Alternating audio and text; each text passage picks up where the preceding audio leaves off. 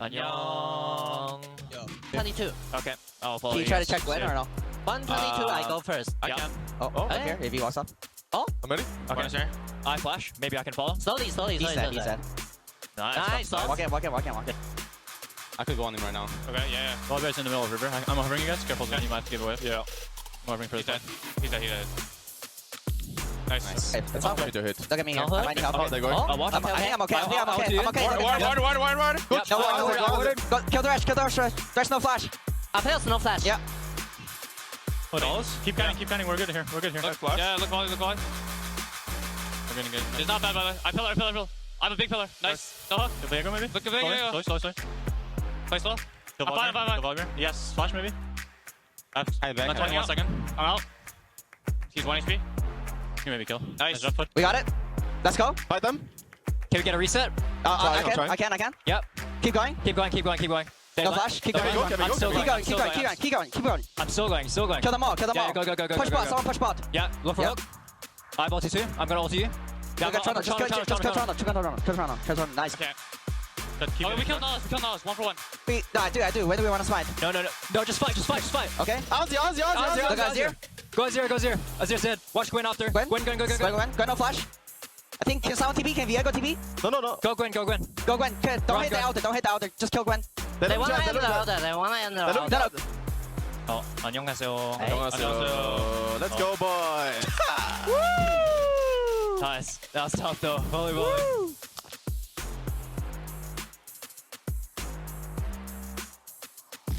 Hello and welcome back, everyone. That was the last time C9 played TSM, which was a win for TSM. Now Cloud9 Crumbs find themselves up against Dignitas. See if they can bounce back from yesterday. Yeah, it's going to be a tough bounce back because that loss yesterday was against FlyQuest Academy, something no one would have expected to see. The fact that the Academy team subs in and now beats the team we sent over to MSI. But the thing is that Cloud9 has been having a specific issue that is not every single player gets to show up at the same single game. What they need is 3 players to have a good game, and that will be a win. But so often it happens that 2 out of 3 are the ones having a great time, and the rest aren't really up to par. And yesterday it was Fudge who rose to the challenge. Double-digit kills on the Akali, but still not able to get the dub. There was no synergy between the Twisted Fate and the Nocturne until it was too late.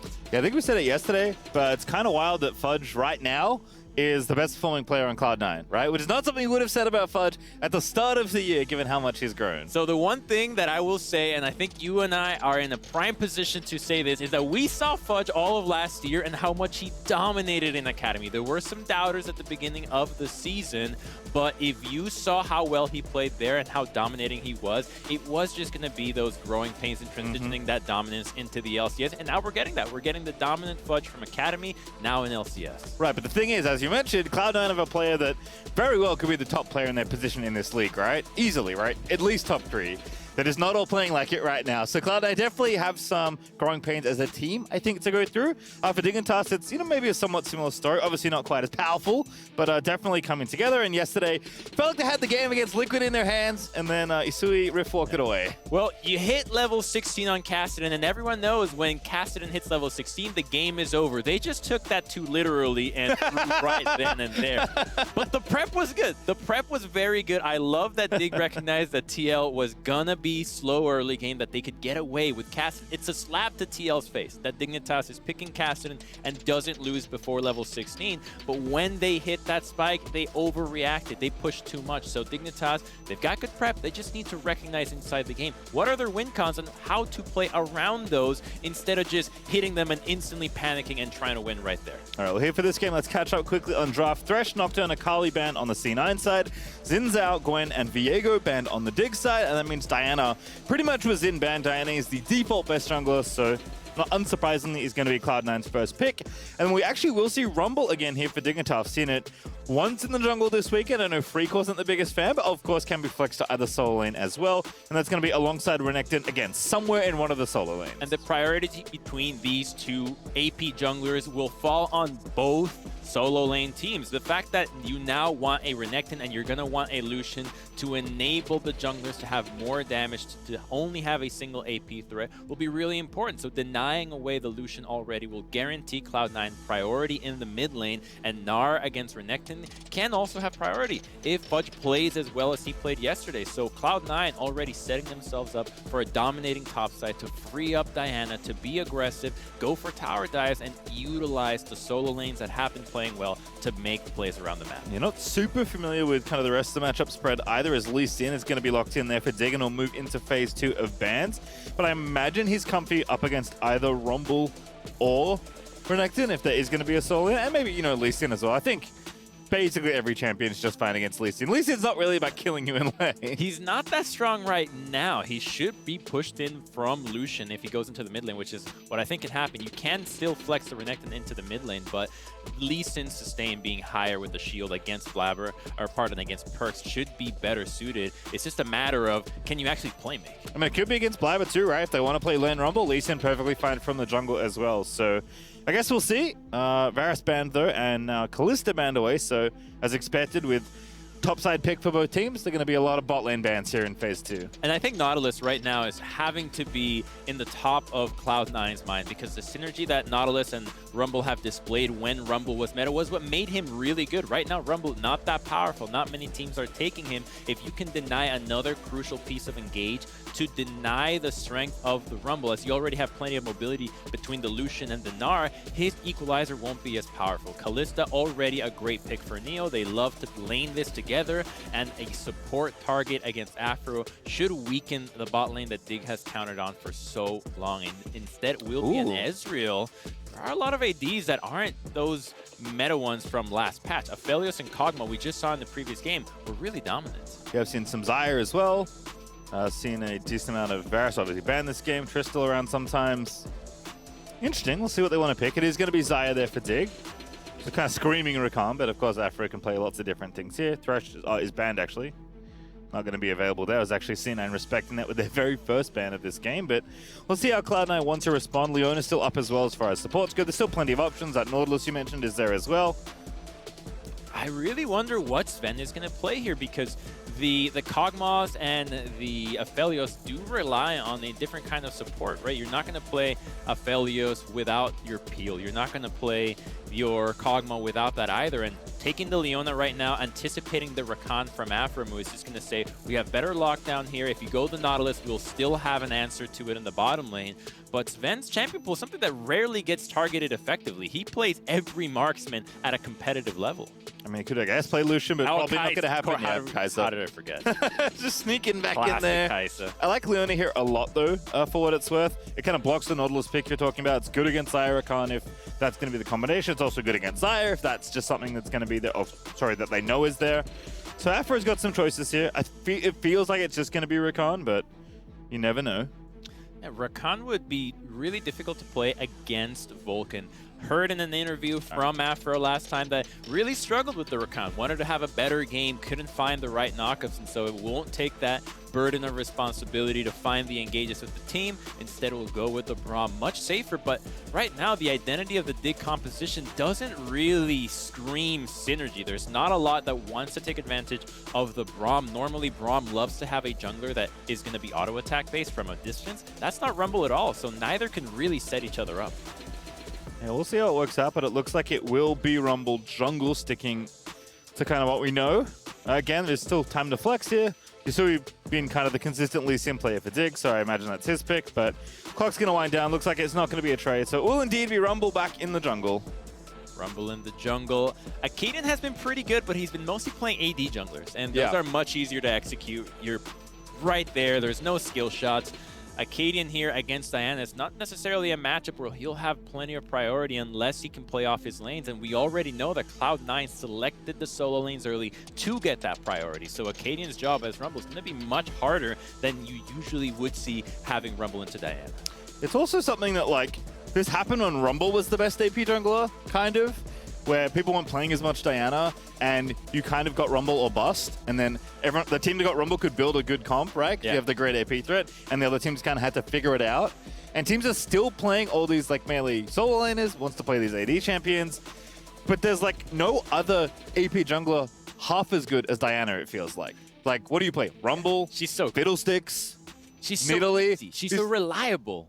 And so that's the thing, when you draft like this, right, especially when Zin's banned and the other team gets Diana, like you're both building the same kind of top side, but one team has Diana and the other team has Nerf Jungle Rumble. And you know what I loved about the fact that Diana is now so dominant in the LCS, being first picked by Cloud9, is that when the LCS started, people were saying, oh, Diana will never make it. She'll never make it. Shield's just a solo queue stomper. No one will actually figure, guess what? She's stomping LCS as well. She just does that much damage. Her engage is phenomenal, and the itemization works so well. Rumble's itemization with the Hourglass doesn't really get value out of it. Unless you have Flash, you're not going to be putting yourself in the middle of the team. With the Rocket Belt and the Hourglass, that is just such a powerful engage tool that no other champion in the game can really have that safety and guarantee power. The only time I've seen some variation of that was from Huhi, who rushed Leona Hourglass and still made it work.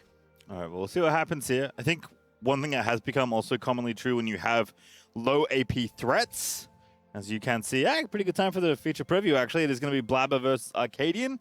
Don't forget, you can go ahead and check that out for free. You get one free matchup every game. This time, it's the jungle battle. It's free. It's free. It's a pretty good price. Perks getting slapped. Yasui getting in there nice and early. Actually going to win that first trade. Always nice to get on the board early against Lucian. Don't get that many chances to trade with him usually. Oh, started Q, and he just wants violence. Love it. Yasui playing so proactively here at level 1. But that's going to force Perks to slash very early on. I think Yasui's Q start really caught Perks off guard. Normally, the Lee Sin would start safeguard and just try to survive. He'll even max that. But going with the Qs and burning that flash means that now Kaden has an easy avenue to gank the mid lane. If Perks chooses to use his Relentless Pursuit aggressively, Dig could have an avenue to snowball this game early with Lee Sin. Right, the other potential wrinkle is, like, typically Lucian wants to play aggressively in this, and try to push the lane up, get it into tower, start denying and harassing you on the tower. Well, obviously your job is made a lot scarier when you do that, and you don't have a flash against the enemy junglers. So Rumble not the best ganker, especially not alongside Lee Sin without ulti, but we'll see what happens as bottom side Vulcan getting aggressive onto Neo, level 2 there, prompting the action here in the 2v2, but there's Acadian right on time. All right. But he's leaving. Yeah, look at where Perks is playing. He's hanging really far back and hugging the right side of the map. He has a ward right there too, and one at the Raptor camp, so he knows exactly what's going on. Cloud9 responding to the flashless Perks and making sure that he stays safe. We got to hear a sneak peek of his huddle. It's like he told his team he'll do a really good job trying not to feed this game. Usually a good promise to make to your teammates. As Afro and Neo continue to get pushed in, but again, given that they lost the level 2 early, not too surprising. I don't think there'll be any fireworks here on the bottom side of the map, but with Vulcan having Ignite, looks like they're the ones that are happy to play aggressive, as Blabber is just destroying this poor crab. We'll get it nice and easily. Level 4? Yep, level 4. Ping's going over to Rumble. They know that this is the route from the earlier wars, and there's not a threat of a dive here. They're just going to check out where Acadian is at and confirm that that is the jungle route that he's taken. We'll even drop a ward. There's no priors to deny it while Cloud9 takes the crab. Really good idea from Cloud9. This is utilizing that priority we saw they would get in the laning phase. They knew the top crab wouldn't be contested, and since it's Brahmzai and the bottom man, and Vulcan and Sven are playing up, they can rotate over, deny the crab from Acadian. So now he just has to base and lie in wait while he waits for the respawn timer of Gromp. I know we always say that counter jungling is a team thing, Crumbs. That's kind of taking that to the extreme. Yes. With the bottom lane taking that second crab away, so Acadian not going to have access to that. And of course, plenty of safety in the top and bot side rivers there for Cloud9, as Yasui has TP'd back to lane. Did take a recall. Again, this lane is not fun for Lee Sin, despite Yasui's nice work at level 1. And Perks, even though he's getting shoved in and the Q landed, he's not afraid right now. He can TP back anytime he wants. I mean, he started call on Lucian. He's not afraid, Crumbs. This is just trying to maximize the value of just laning. He knows he's not going to really be able to kill Yasui, but Yasui being down this much CS at this stage, not a good sign for Cloud9 since they haven't been able, for Dignitas, since they haven't been able to punish the flash. Cloud9 has been doing well in keeping Perks guarded. When his flash comes back up, they'll ease up on the vision and then transition to playing side lanes. Well, Fudge, in the meantime, is getting pressured here by Fake God. Looks to be down almost 10 CS, depending on how many he grabs here under the tower. And looks like bot side has reversed a bit as well, as Ven did take a recall actually after taking that crab. Well, you can tune into Bud Light League Lounge tomorrow. That's tomorrow. Yeah, it's I think Acadian who's playing this matchup will be on that as well. So that's a player that's been around for a surprisingly long time. Always love to see the old players sticking around. It's funny that Acadian's not considered an old player. A veteran, yes. He's played on championships. He's played with TSM. So what are you then? If he's an old player? Oh, I'm a dinosaur. You're a dinosaur. I'm an absolute dinosaur of a player. Yeah. All right, well, Vulcan is going to scry his blue and find that ward. Find Afro there as well in the river. Acadian looking for the wraparound here, but Perks does have Diana in the back pocket. Blabber is ready to go, and that ward is turned off in the left side brush. Perks going to go ahead and take it. Vulcan's here as well. Herald not up, so that's not the play. It's just covering for Blabber right now. He's actually wrapping around top side. Level 6 for Fudge. Rage charging up. Blabber maybe could find a tower dive here if Fudge gets the wave in. Yeah, if they could deny this and Leona's already snuck all the way here, they could dive Fake God. Afro is on the way too, but I think Fake God is going to be in range to catch experience and hit 6, so this dive might not be possible for Cloud9. Yeah, not the right spot for the wave in top lane, even though Fudge did transform and have the ulti, so Vulcan's going to leave. Afro actually roaming up as well. Reading that play was happening after they spotted them, so Blabber's going to go back and finish farming. Should be 6 relatively shortly. Same story likely for Acadian as well, as they are even on farm.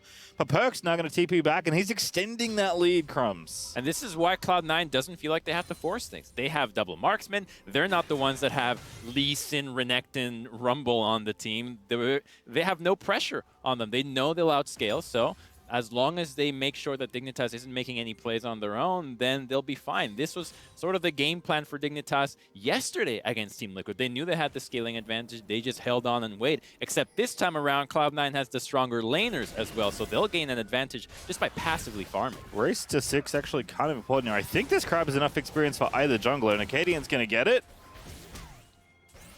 Now they One more.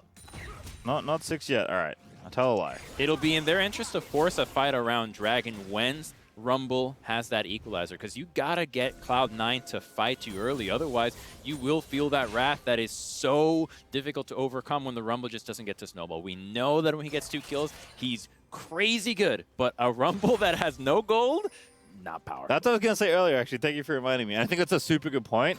Often in like single AP threat comps, when you have these junglers that are very powerful but do need to get ahead, the jungler that gets ahead, understandably, usually wins the game. Yeah. Because if you're the sole AP threat and you're snowballing, it is very challenging for the other jungler to snowball. No one's going to buy Amara against either of these, right? They want Ninja Tavais. Want them steel caps, want that armor, but now Blabber and Acadian going to meet. Both level 6 now.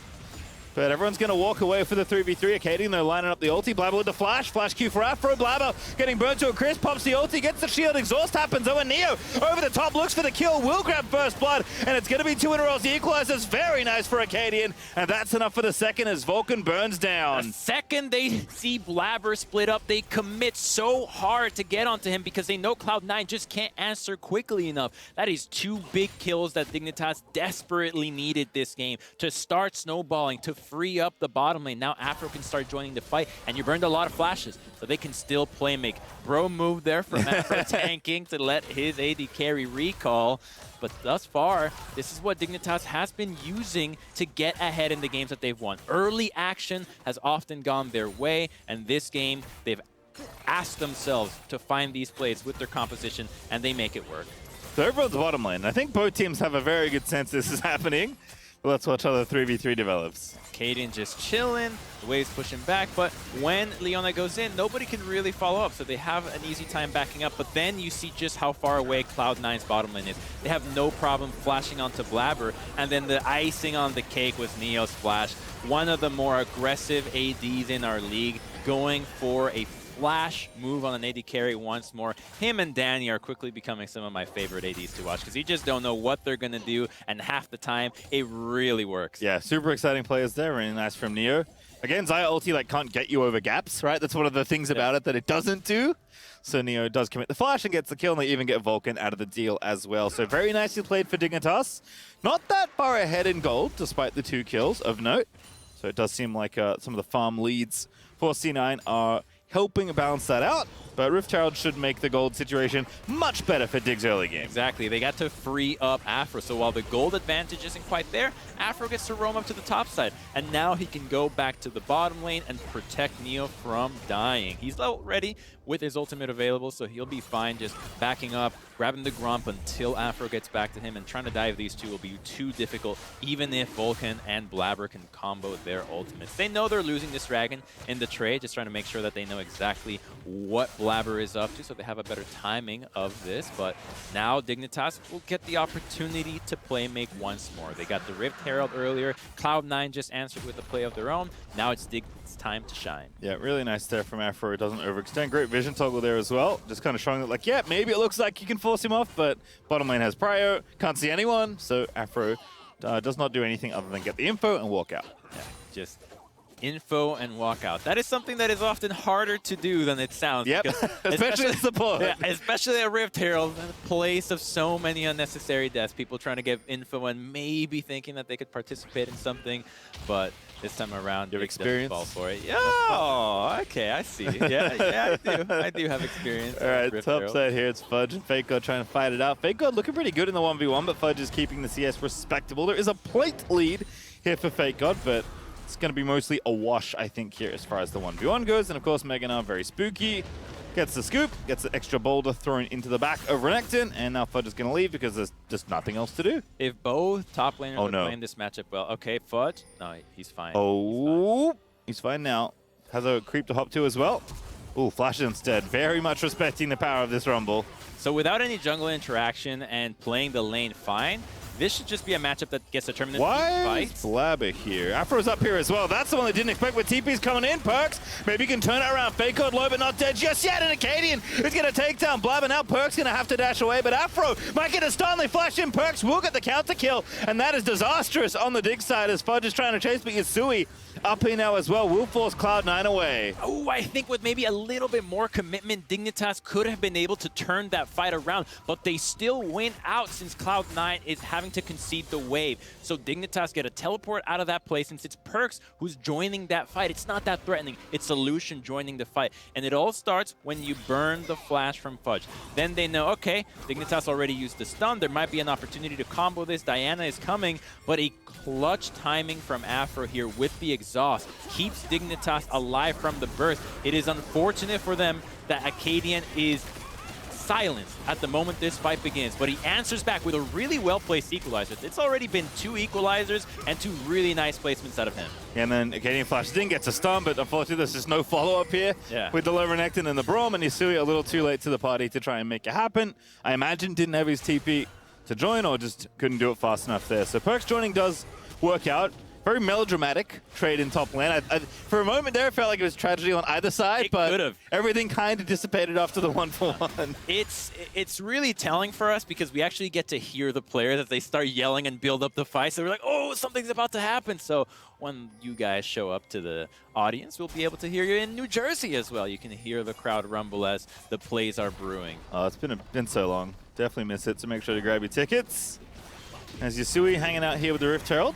It's going to be batten down the hatches of the old tower there in mid. And that's a nice plate gold delivered over. Perks will collect the bounty.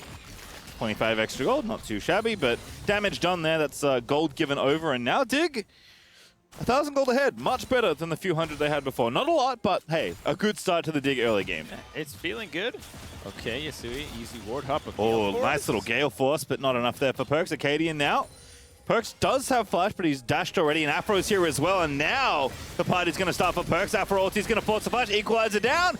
Little misplaced on that one, and the stun from Vulcan's real nice as Sven charges on in with the killer instinct, and Afro's forced to run. Dignitas try to answer back with a play, but that was not of their own design. Every play they've gone for, it's usually them knowing exactly how it's going to play out. Multiple members set up in advance, but this time it's just a response to Perks bullying away Yasui, so you didn't have the Lee Sin, no way to keep Perks locked down, and he still had flash. Had Acadian hit that first harpoon, that kill still wouldn't have happened. Vulcan and Sven were already rotating from the second that Perks had shoved up. They knew, hey, Perks by himself in the lane, Yasui has to TP back, we should back him up. Nice little skill shot dodge there for Vulcan. I don't know if you caught the flare at the end of that little play, but that's some high level. It's very thoughtful usage of emotes there from Vulcan. He flashed the yellow Clutch Gaming logo. I did not see. I only saw the logo, but that actually was the team where he made his mark. Cloud9 bought him right after that. And that became... Oh, yes! Dignitas. That's true. That's true. They kept the color. One step ahead, old Vulcan. They kept the color. So knowing that he had to change his emote action for that game, it makes sense for him to have that logo against Dig and just in general. Just again, I know you like the emotes. That's very thoughtful usage of Vulcan. Yusui kicking one away, but I think he's just going to be left for dead. Late ulti. And that does get it as Sven gets that kill, and Perks is solo kill Renekton somewhere up in top lane. Okay, I think maybe it's a 2v1. It's a 2v1 in this, but Fudge was involved. Still, it's kind of falling apart for Dignitas. They had some gold lead, but now that has gone to shambles. They've given it away. They're going to lose a turret and a dragon in the bot side. Xayah can't stay crashing this wave, so those were two plays that Dignitas has had no business going after. I don't know what Yasui's thinking here, because Acadian is nearby with Equalizer, but you have a ward to easily get out of this, but instead chooses to re-engage. And this is not Lee Sin with the execute resonating strike max. He's got Tempest max. There is not enough damage by himself to take down Sven. Yeah, real nice dive there, looks like, from the top side. So success for Cloud9 on two different sides of the rift. They grab their second dragon of this game as well. And that will lead them to a possible quick Ocean Soul, as that is the rift for this game. Those are the kind of plays that just swing the momentum of a game harder than anything else. Normally, when a team makes a play on one side, you're expecting a counter punch from the enemy somewhere else. But if they can get away with two plays and no response from Dignitas, it's a double whammy. It is indeed. And now Sven, kind of the biggest, I guess both marksmen actually, kind of the biggest winners as far as overall gold and items go. We've got Gale Force already done for Perks, alongside the Greaves and a very quick Last Whisper versus that Kraken Slayer. Both of them with 2 kills already. Perks having that extra assist on his side as well. So the double marksman is ready for Cloud9 to take over this mid game. I like that double marksman has become something so meta, because it's really testing the skill of these mid laners, and who better to be a marksman in the mid lane than Perks, who had an incredible year as an AD carry on G2. So now this Herald will be theirs, but Dignitas is contesting. Zoning him. Yeah, okay. You get the TP and you deny the Herald from actually being secured, so not too bad. I mean, all of the value is in that. The thing on the ground that they didn't get. So it is actually, I think, a worthwhile trade there, and is going to dissipate. You don't have to wait like you used to have to wait like 10 years for it to dissipate. Now it takes like, I don't know, 20 seconds, it's gone. Yeah, it's something that Dignitas would have really loved to secure themselves to try to get an advantage, but the best they could do is deny it. And I still think that losing that teleport can come to bite them, because they've now lost this turret. So that must have been part of the call for Cloud9. Hey, you got somebody pushing down into the bottom lane. It doesn't actually matter that you don't get the Herald. You were going to use it for a turret anyways. Now you've secured it without having to use it. That's true. Looks a lot worse at the end of that play when Fudge is taking a tower as a result of kind of the end of it all. So Cloud9 still up in gold. About 1,500 gold ahead to their name is Afro. Everyone actually basically roaming up here on the Dig side, and Perks has to be a touch careful. Vulcan here looking for something. I guess Sven's in the back pocket ready with rank 2 ultimate, which is significantly further for Kai'Sa. I don't know if he wanted to actually take that Zenith blade. There could have been... You don't get a choice if it hits, right. Unfortunately. The supports Lee Sin Q. Good flash from Zen. Oh, Afro flash ulti just barely missing. I like the little lines, but now Blabber looking for the counter engage. Unfortunately, Vidig couldn't quite find what they wanted, but a good route onto Blabber. Damage is down, but Perks calls mostly the wave as they try and counterpunch there in mid. Perks forced to use TP there to defend his AD. You know, that play is exactly why I questioned the Braum pick in conjunction with the Rumble. There is just no synergy between each other. How are you going to lock down Kai'Sa when she's got Flash? Nautilus ultimate is you press ultimate, then you use the R from the Rumble, guarantee you cook a Kai'Sa. Here, she just flashes out, dashes away. There's no way that they were actually going to connect. Sven on low ping, come on. He's going to dodge out of it. All right, well, here's Perks TP. Oh, Yasuo tried to cancel it. Oh, split second away. So Perks able to actually defend Sven there. Well, I mean, the TP, the fact that he got away wasn't actually that big a deal, since they weren't able to kill the Xayah and the turret. So he thought that maybe there was just an opportunity to ensure that nothing happens to the squad, and he wasn't even able to get a tier 1 to the top side. Now he will be gunned down by Fudge. Fudge actually, Strikebreaker is, it might as well be a stun, honestly. It's such a big slow. 90% is a ridiculous amount. Most slows in the game don't hit that. I'm pretty sure Singed Puddle is 90%. That's an ability. I can think of Threshbox. 99? Yeah. And Zillion E is like 1,000,000. I don't know what the actual number is, but you basically travel backwards in time when he slows you. Right. It's awful. Yeah, you'd rather just be somewhere else than stunned against Zillion. Oh, it happened again. Fudge trying to get it back up. Yasui gonna die as a result. No, the Gore Drinker is almost gonna save his life, but Sven now on a killing spree. Does get it as the nice equalizer there. Onto Sven's going to give the Dark Harvest proc, but they need to do the last few remaining bits of health, and unfortunately for them, that will not be true today. Great placement, but there's just no follow-up, and still Cloud9 walk out with the objective advantage. Fake God can't defend 2 members here, so they're going to lose a tier 1 on top of the turret top, and they'll call Dignitas' attention all the way topside, which is away from the dragon that's going to spawn right now. So they'll happily trade this tier 1, knowing that they're going to put themselves on Ocean Soul Point. I think it was actually highlighted by Mark at the top of the weekend. But Cloud9 are really good at trading, even when they're behind. Yeah. This is like showing that, but to like how they are so much better than, you know, teams that aren't maybe as organized or as clean at that particular aspect of the game, right? I mean, nice trade there actually in mid lane. So Blabe gets the dragon, Dig get the mid outer tower, but C9 are once again looking for another play. They're so proactive as Fake God actually looking to go on his Sven, pumps the Strikebreaker, Sven will flash away.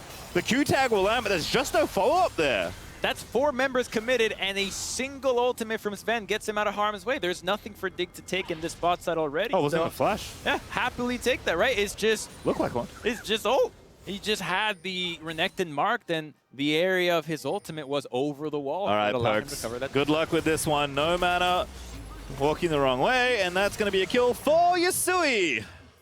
Okay, they still caught Perks, but I don't think he should have been out there. You just saw Dignitas send 4 members to the mid lane and get that play, but Cloud9 can still answer something. Let's see how good they are at trading here, because the top wave is being crashed by Fudge, and the rest of the squad is living in the red side of Dignitas. So it's going to be Kai'Sa denying the Raptor camp. So they're constantly thinking of doing something when they know that Dignitas won't have enough members nearby. You just saw them make a play into the bot side. Well, you know, you've got at least 20 seconds before they base, make it all the way back to the Raptor camp. So take the opportunity to counter jungle, deny the Rumble, keep him further down. All right, well, 23 minutes almost in this game. That's 1,000 gold ahead for Cloud9, but I think the bigger deal is the gold lead, given that it's not that significant, is of course this third dragon coming up in 3.5 minutes. That'll be a very fast solve for Cloud9 if they can get it. So Dig are going to be forced to fight them whether they like it or not. Yeah.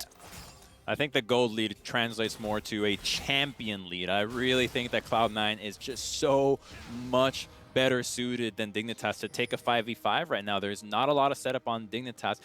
They have to execute beautifully on this. I'm talking multi-man kicks from Yasui, an equalizer laid on top of it. Same thing with Afro's Glacial Fissure. So they need to do a lot of work individually to set themselves up, while Cloud9 just got to kite back. Just peel, let your double AD carries do the work. All right, well, Fudge is actually spooping here, but he's got Perks shadowing him. Very nice setup here as Fake God surely wants to dash in here. In fact, they're going to just go for the dive instead. Fake God pops the Dominus. But again, you can just shoot the tower now. Fudge has got more than enough damage alongside Perks here, and even though Fudge is going to transform, very, very nice from Cloud9. Great shadow out of Cloud9, knowing that Dignitas, if they threaten the Baron, this isn't real. This is a bait. This comp does not take this down quickly enough, but Cloud9 has to be ready to respond. They're slowly moving, and all it takes is some motion from Vulcan, a Scryer's Orb, and they got to back away. Only Xayah hurting this. They didn't buy it for 1 second. Yeah, and unfortunately for them, Dig trying to take an objective that does just take so long means that there's extra time now for Cloud9 to maybe push the bottom side, maybe bait the Baron for themselves, right? They at least get vision in this area. They're going to take the crab down as well. And Perks and Fudge can continue trying to pressure down this bottom lane as well if they want. They can repeat this play because they have that double TP, and Dignitas' attempt to Baron, if they really commit to it, they'll have to deal with the decision of either defending bot lane or actually trying to fight Dig. So it's looking really tough for them, and they're just not able to set up any playmaking on any side of the map because of the champion's ability to engage. It's just not there. There's so much about peeling that when it comes to being assertive, they are not in a position to make anything happen since Cloud9 is just not running into them. All right, well, minute 25 until that soul is up and available for Cloud9. So I'm going to go ahead and catch that top wave. Has 2 items already finished, actually working on the third pretty swiftly. For the most part, Cloud9 have 2 items on most of their champions, but that's true for Dig as well. Because again, the gold is still pretty close. It's just the way the comps are playing out, given this map state, feels very troublesome. I mean, Afro is like trying to make an engagement now, going to get counter-engaged on Blab with a beautiful 4-man Moonfall.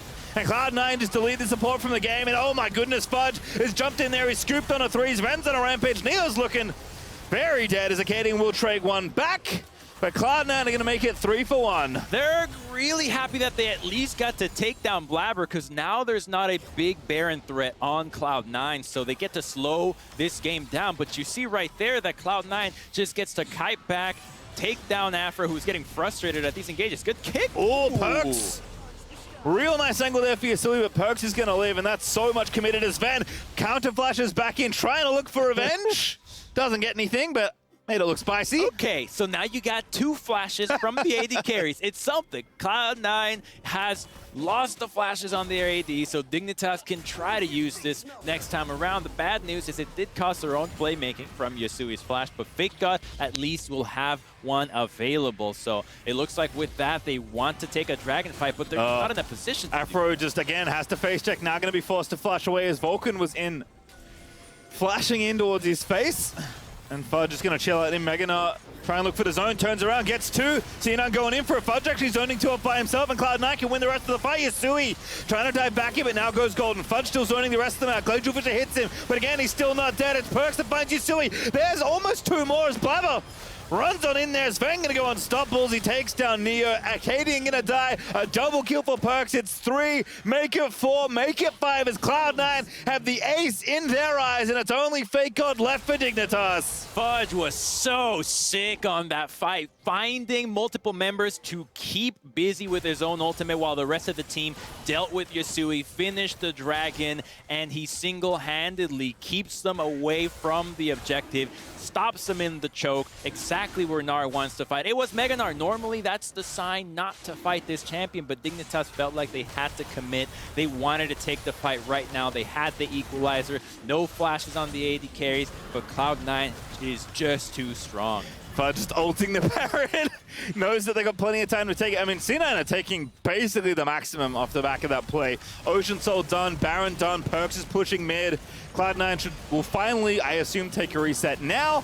But a gold lead that was pretty close between these 2 teams is now not close at all. Yeah, let's take a look at how it got to be so one-sided. So Perks TP's in here just to be initially in the fight because he knows that if he's got Leona behind him, he can dash this aggressively. Trading flashes for Afro will be effective. You wanted his flash for an engage, and now Fudge is huge. He's got a control ward, but so does Dig.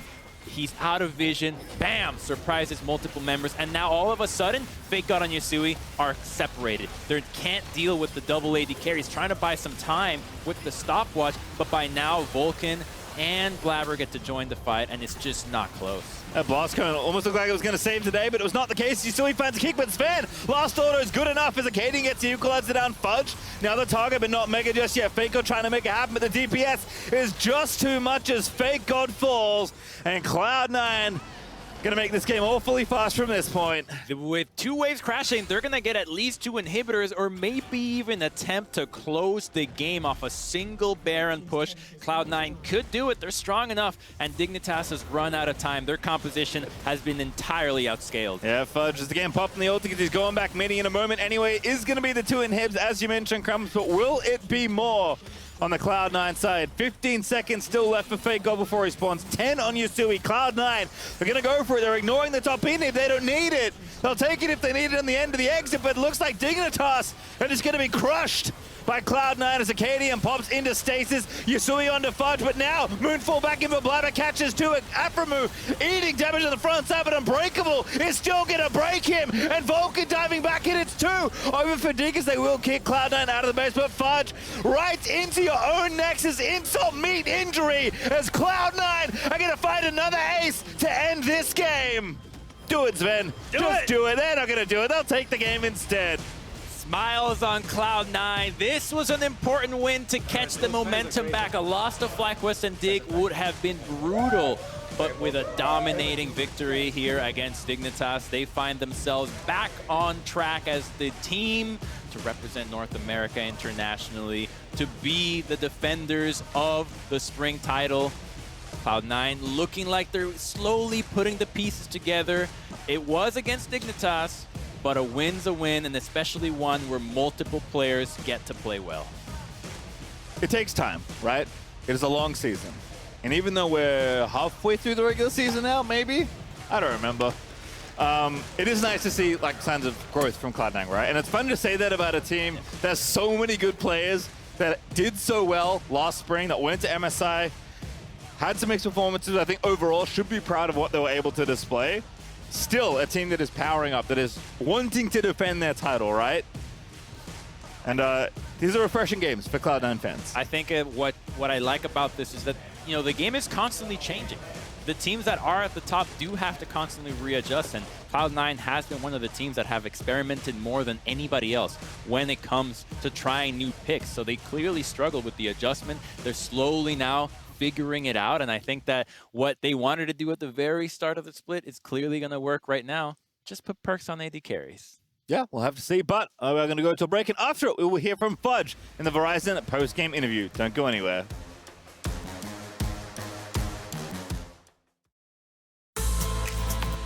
It's Double Trouble, and this Assist of the Week presented by State Farm. With picture-perfect timing, both Blabber and Vulcan came out of the woodwork to help put their solo lanes in the lead. That's where I kind of expect him to maybe try to group up with Vulcan, but he's just going straight in. Dive is in, finds the knockback. Spell shield comes in, gonna try to run away. Ult Q, and a final punch means a kill. Mid lane as well. Vulcan's there for the support, and just like that, Cloud9 are 2-0.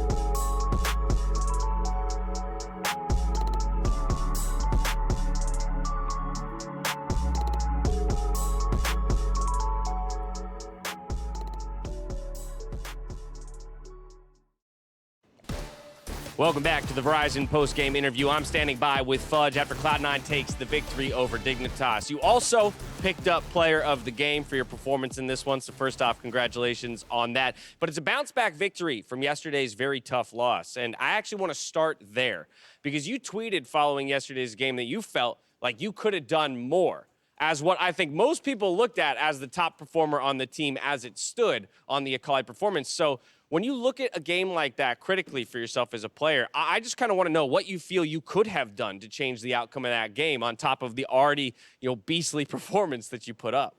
Yeah, so for that game specifically, I felt like in the early game, I missed a lot of CS and I got really far behind, from what I think I could have been if I played really well.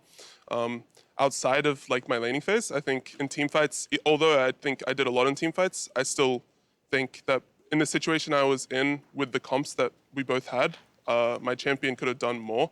And there were a couple fights, for example, in the top river, and there was a mid fight where I died before Sol. I think where there was a couple situations where I could have definitely played a lot better. And if I were to play just 5% better, I think we would have won that game. Well, maybe you could argue you played at least 5% better today on the Gnar, but that's where my next curiosity lies. When you're jumping from champions like Akali to Gnar, very different play style, very different roles within the team, and it feels like top lane is very much becoming that, where we have everything still from the carries and Akalis and the Gwens, the split pushers, to the straight-up team fighters, Ornn making his way back into the meta. How do you approach your role on the team when you're going to have to straddle roles, within the team like that? I think that these sort of champions have always been meta at some points. Gnar, for example, has been meta for a long time this entire year in Spring Split. So I feel like it's generally just having experience on the champions beforehand and then just playing them when they come back. It's not that hard to actually pick them up again. You sort of just remember how to play them. And I think that's my Gnar hasn't been that good in Spring Split, but I felt like I was playing it, I learned it a lot better recently, although I don't think that it's that good in a lot of scenarios, but I mean, it happens. In terms of playing different champions, I feel like it's mainly just being able to analyze where you went wrong, and watching the Korean and Chinese players, because I feel like they generally just play the champions a lot better than every other league. So yeah.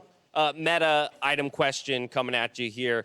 With a lot of these tanks coming back in, we're seeing Anathema's chains built more and more, where it was kind of going unnoticed in the initial week. Is that item alone making tanks viable again, or is it another reason that we're seeing things like Ornn come back in? I think even before the item, tanks were still viable in certain situations. I do think that the item, for example, first on Mundo, it makes it so you're basically the tankiest champion in the game to the person that you actually put your Anathema's chains on. So I do think that the item helps the tanks a lot. I think Mundo first item Anathema's is probably just the way to go. So I do think that the item might just be unbalanced, and maybe Riot has to nerf it. So we'll probably see it in the upcoming patches. That is so typical, right? Where the item kind of gets ignored week one, and then everyone's like, wait a second, actually it might be busted. Mundo as well might be busted. From here, I just want to look forward again. I like to check back in with some of our top teams. We're closing the second round robin this week. Still plenty of room to go, but Cloud9 obviously has lofty aspirations. It was announced that we're finally going back to an arena with a live audience. And it occurred to me, while across your career you have played in front of audiences, since you've joined the LCS, there has not been one. So for you, what would it mean to be able to make it all the way to the Prudential Center and finally compete and defend your title, but this time in front of thousands of fans? I mean, I think it's very exciting that we're having an actual in-person event where all the fans are coming.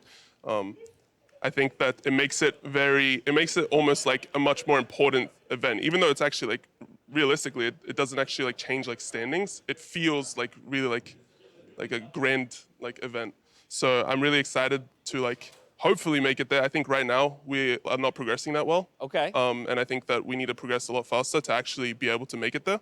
But I do trust our team to actually figure out the reasons why we're losing and why we can't actually just close out against teams that are worse than us. I'm gonna tack on a small follow-up just because you kind of mentioned that you don't maybe feel like you're playing at the top of your game. 100 Thieves took a loss this week. The TSM took a loss this week. You guys took a loss this week. How close do you feel the LCS actually is in terms of its competitiveness, even though the standings can be quite disparate? It feels like when I watch every league in the world right now, it feels like the top teams of every league are just like losing to random teams. So it's kind of weird, but I do think that like NA teams in general, like including ourselves, are like not actually consistent, and we make a lot of really like egregious mistakes in the game. So whenever you play against worse teams, even though some teams might not be able to punish, there are times when they can, and when that happens, you lose games, right? So right now, I think it's just a matter of like the top teams not being that consistent. Well, today that wasn't the case. Consistency was key in the victory. So again, congratulations on it, and best of luck on the journey towards that Prudential Center. Thank you. From here, we're going to a break. When we come back, we're closing it out with Game 5 of the day. We'll catch you there on the State Farm Analyst Desk.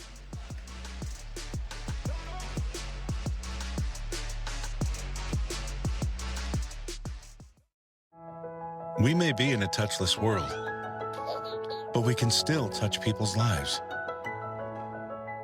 by staying in touch and showing you care. Because now, each time you order online or tap in store with your MasterCard at restaurants and grocery stores, MasterCard will donate to Stand Up to Cancer, one precious cent at a time, up to $5 million. Together, we can start something priceless.